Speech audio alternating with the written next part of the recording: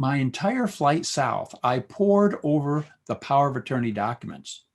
That day, I discovered the many details that being legally responsible for Mom entailed.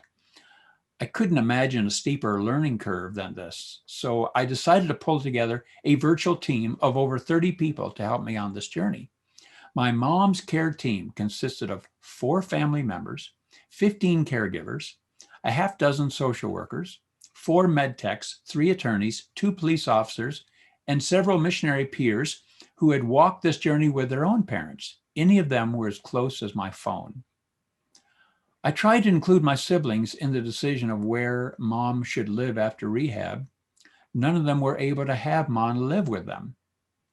2 siblings resented the idea of Mom not spending her remaining years in her house, even though she didn't have the finances that would have required. Several siblings refused to visit Mom in her final 5 years of life in silent protest because she asked me to be her power of attorney.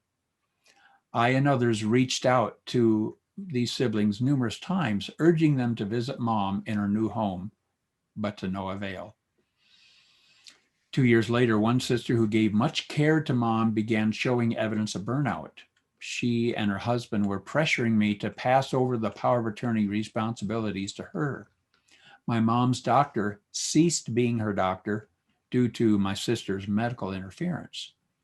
They also harassed Mom's caregivers for the smallest perception of lack of care. Several people on my mom's care team told me directly, "Dan, you have no legal responsibility to keep your family happy or united, but you do have a legal responsibility to protect your mom from anything that could harm her, including emotional abuse." The director of the assisted living home explained, "Dan, every one of your mom's care team gets what is happening, and you happen to be the last one to get it. If you cannot bring yourself to protect your mom, you will need to find another home for her. We are not set up for families with severe broken relationships."